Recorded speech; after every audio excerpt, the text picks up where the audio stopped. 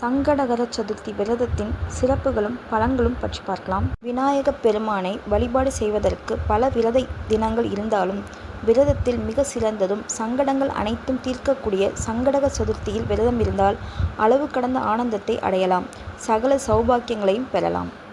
பௌர்ணமிக்கு அடுத்து வரும் 4ஆம் நாள் சங்கடகர சதுர்த்தி. சங்கட என்றால் துன்பம், அர என்றால் அழித்தல். துன்பங்களை அழிக்கும் விரதமே சங்கடகர சதுர்த்தி. ஒவ்வொரு மாதமும் வரும் சங்கடகர சதுர்த்தி நாளில் விரதம் இருந்தால் குடும்பத்தில் சுபிட்சமும் தடைகளின்றி எல்லா காரியங்களும் வெற்றியடையும். இவ்விரதத்தை கடைபிடிப்பதால் நோய்கள் குணமடைந்து உடல் ஆரோக்கியம் மேம்படும். வாழ்க்கையில் தொடர்ந்து பல வகை துன்பங்களுக்கு உள்ளாகியவர்கள் நிலையான சந்தோஷத்தை அடைய முடியும். மிக சிறப்பான கல்வியறிவு, புக்தி கூர்மை, நீண்ட ஆயுள், நிலையான செல்வம் என பலவிதமான நன்மைகளை அடைய முடியும். சனி தோஷத்திற்கு உள்ளாகியவர்கள் இவ்விரதத்தை மேற்கொண்டால் சனியின் தாக்கம் குறையும். இந்த விரதத்தை கடைபிடித்து அங்காரகன் என்னும் செவ்வாய் நவகிரகங்களில் ஒரு கிரகமாக பதவி பெற்றார். எனவே செவ்வாய்க்கிழமைகளில் வரும் சதுர்த்தி அங்காரக சதுர்த்தி என்று போற்றப்படுகின்றது.